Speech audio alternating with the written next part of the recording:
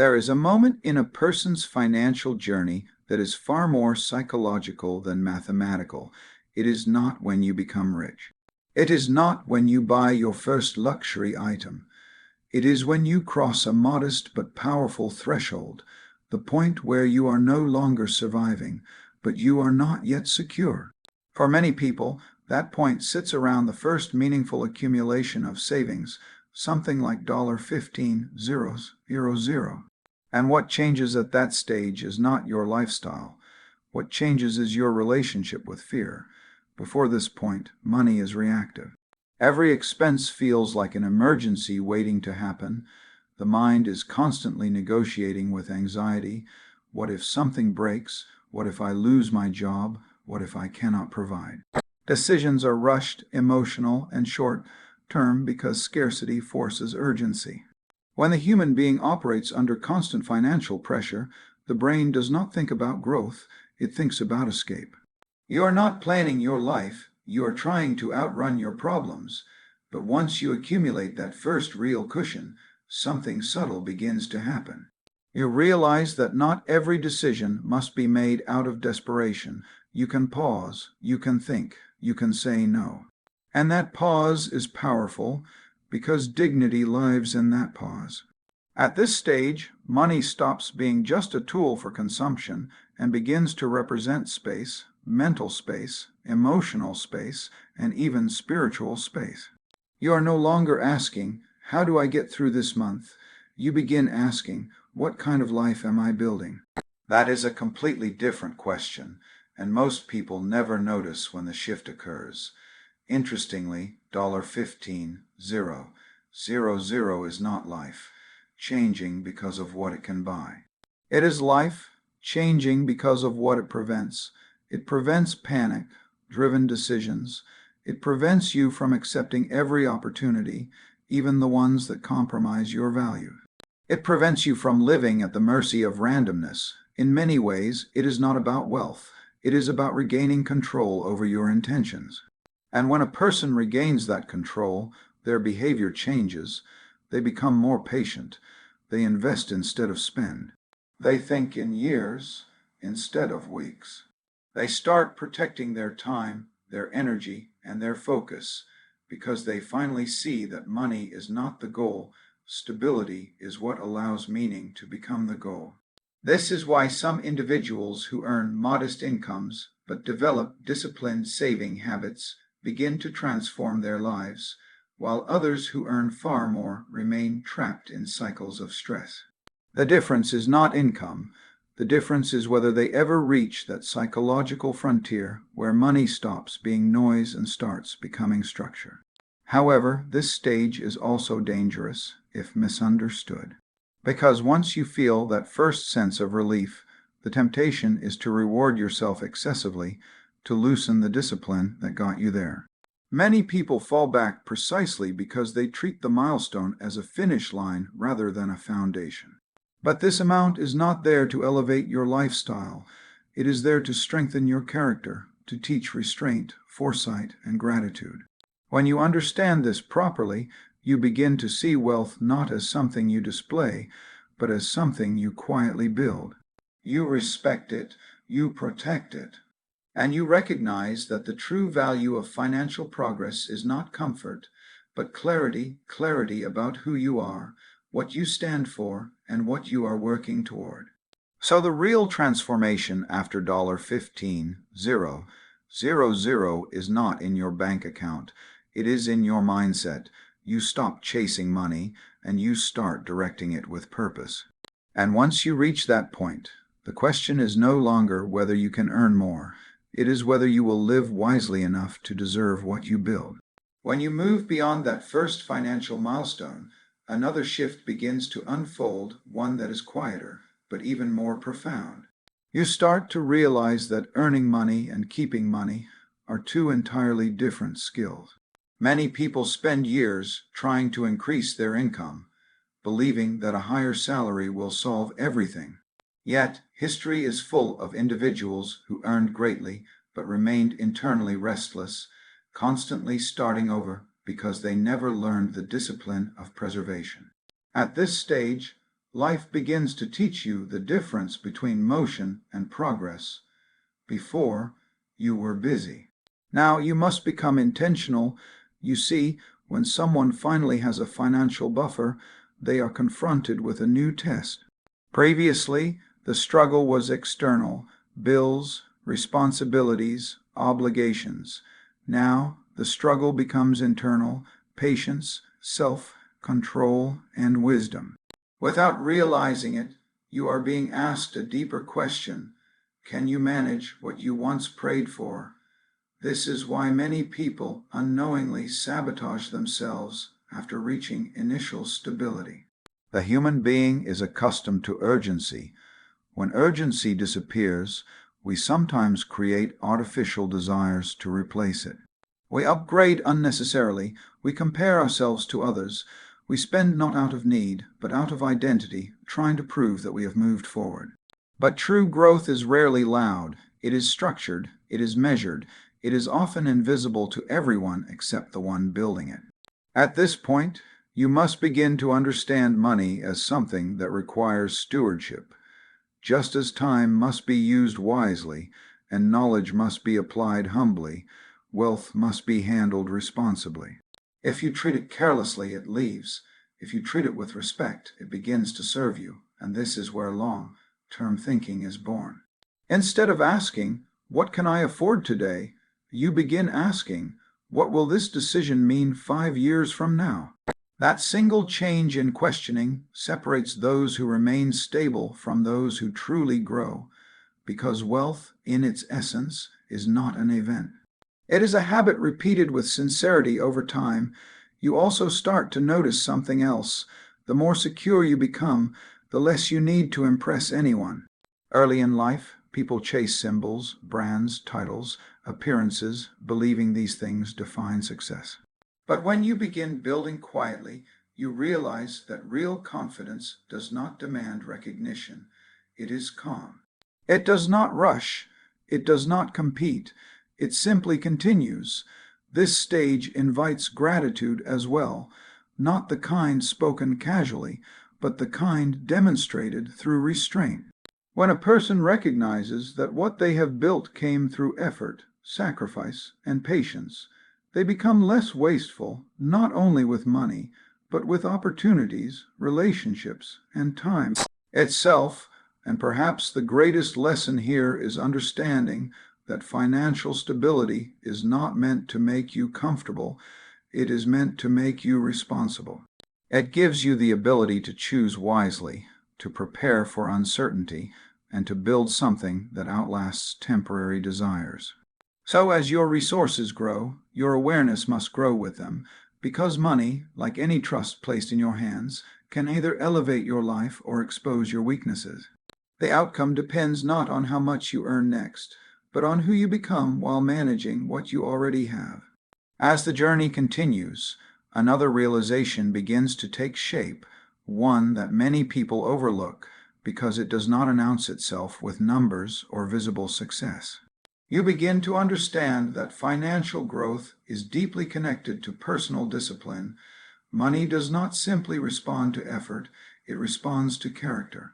Earlier in life, you may have believed that success was about opportunity, finding the right job, meeting the right people, being in the right place at the right time. But as you move forward, you start to see that what truly sustains progress is consistency. Small actions, repeated with sincerity, begin to matter more than dramatic changes. At this stage, patience becomes your greatest asset. The world around you often celebrates speed, quick profits, rapid upgrades, instant recognition. Yet anything that grows too quickly without foundation becomes fragile. Just as a tree that grows without deep roots can be uprooted by the first strong wind, wealth built without discipline rarely survives hardship. You learn to delay gratification, not as an act of denial, but as an act of wisdom. You begin to ask yourself, do I want this now, or do I want something greater later? And this question extends beyond spending. It shapes how you use your time, how you develop your skills, and how you choose your environment. because every decision either strengthens your future or weakens it quietly. What becomes clear is that financial independence is less about numbers and more about habits. The habit of saving before spending, the habit of thinking before reacting, the habit of remaining steady when others are impulsive. These habits appear simple, but they are transformative because they shift you from being controlled by circumstances to being guided by principles. You may also notice that your relationship with work changes. Instead of working only to earn, you begin working to build value, to improve your craft, to deepen your understanding, to contribute meaningfully. Income becomes a byproduct of usefulness, not merely the reward for effort, and when usefulness increases, opportunities tend to follow naturally. There is also humility in this phase. You realize how easy it is to lose balance, how quickly distractions can undo years of effort. So you become protective of your routines, you guard your focus, you become selective about what you allow to influence you, understanding that not every path that promises more is actually better. In many ways, this is where true maturity with money begins. You no longer see wealth as something that changes who you are. Instead, it reveals who you already are. If you are careless, it magnifies carelessness. If you are disciplined, it strengthens discipline. Money becomes a mirror reflecting the habits you practice daily.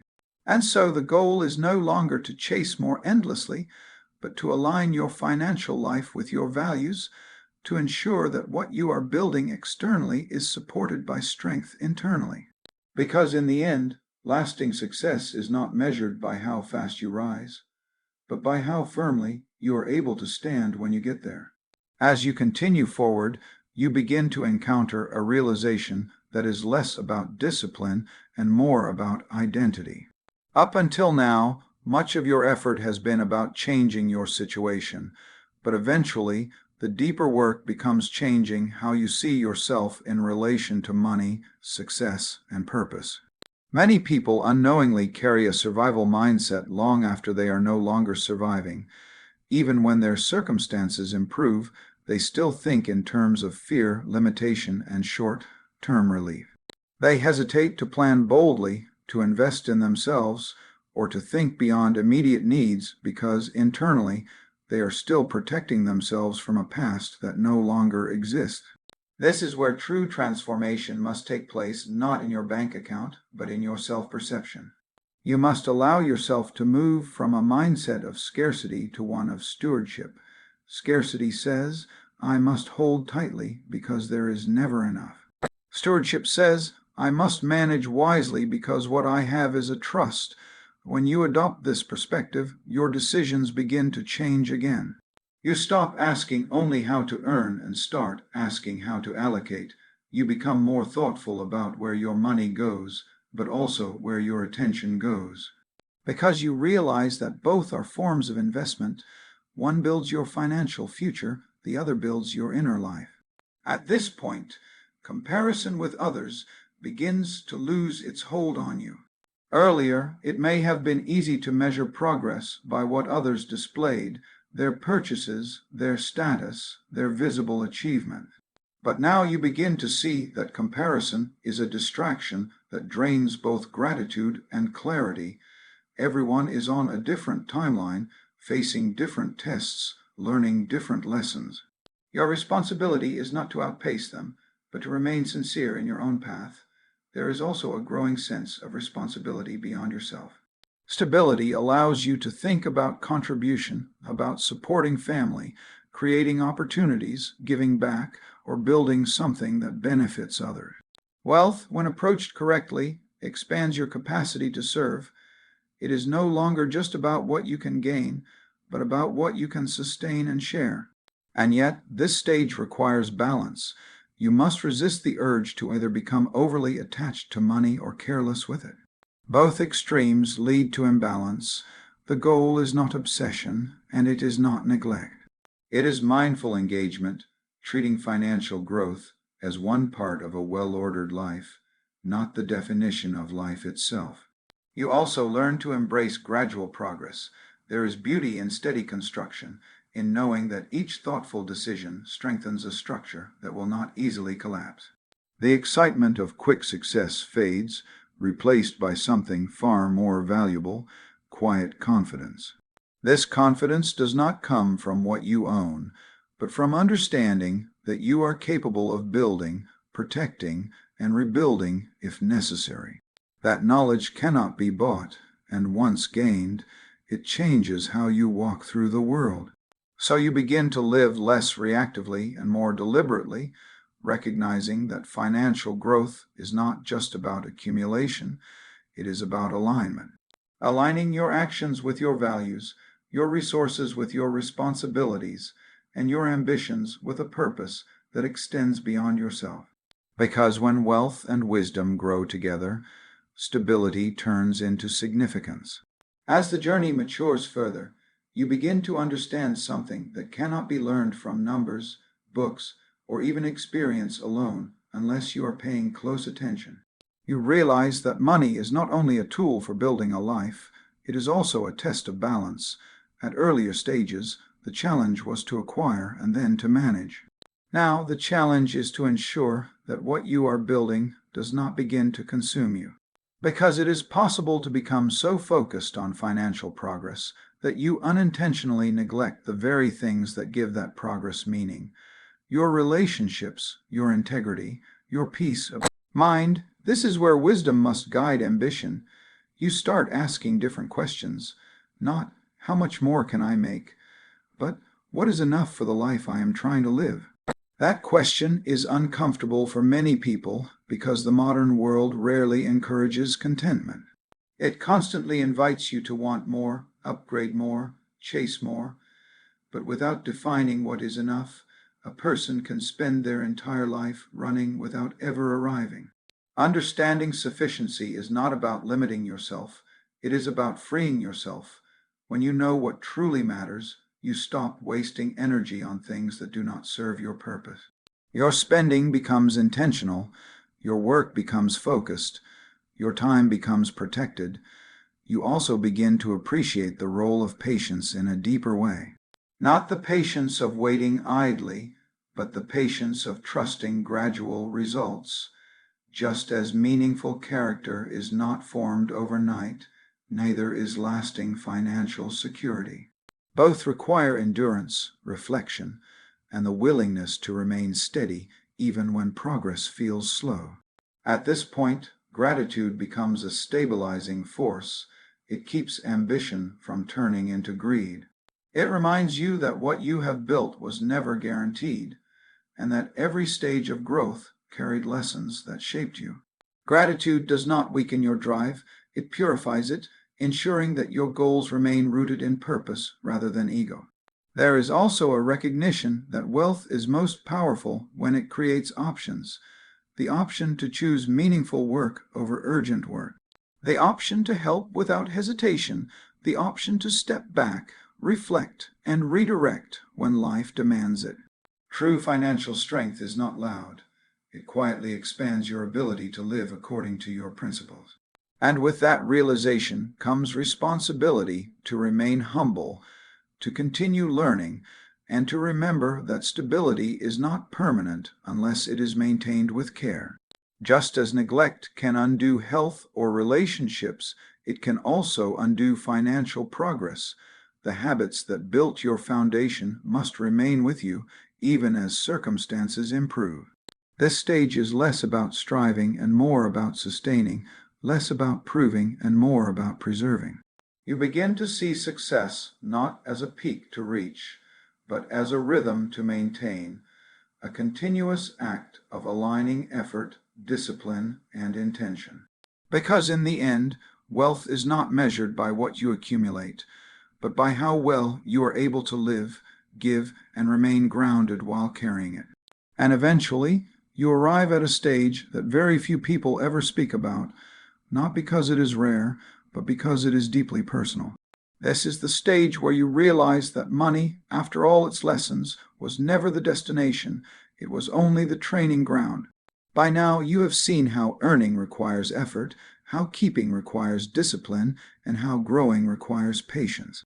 But the final understanding, is that wealth is meant to support a life of meaning, not replace it. If a person gains financial stability yet loses clarity, purpose, or peace, then the numbers have increased, but the life has not. At this point, your mindset shifts from accumulation to intention. You become more reflective. You ask yourself not just what you are building, but why you are building it. The desire to impress fades. The desire to align your actions with your values becomes stronger. You no longer measure success by comparison, but by coherence, whether your work, your time, and your resources are all moving in the same direction. You begin to notice that the most fulfilled individuals are not necessarily those who have the most, but those who understand how to use what they have wisely. They are not controlled by money, nor are they careless with it. They see it as a responsibility, a means through which they can create stability, support others, and leave behind something beneficial. There is also a sense of calm that develops here. Earlier, every financial step may have felt urgent, as though you were racing against uncertainty. Now there is deliberateness. You plan carefully, you act thoughtfully, you recognize that sustainability is far more powerful than speed. A slow, steady structure endures long after hurried success collapses. And perhaps the most important realization is this: the habits you built to reach this point are not temporary strategies. They are part of who you must remain. Discipline does not retire. Gratitude does not expire. Awareness does not become optional. The same principles that helped you rise are the ones that will keep you grounded. So you start focusing on legacy, not only in the financial sense, but in the values you embody, the example you set, and the impact of your decisions on those around you. Because true wealth is not just what you leave behind in accounts, but what you leave behind in people, in integrity, and in contributions that outlast you. In the end, crossing that first financial threshold was never about reaching a number. It was about beginning a transformation from reacting to life to shaping it with wisdom and purpose. And the real question is no longer how much you can earn, but how meaningfully you choose to live with what you have.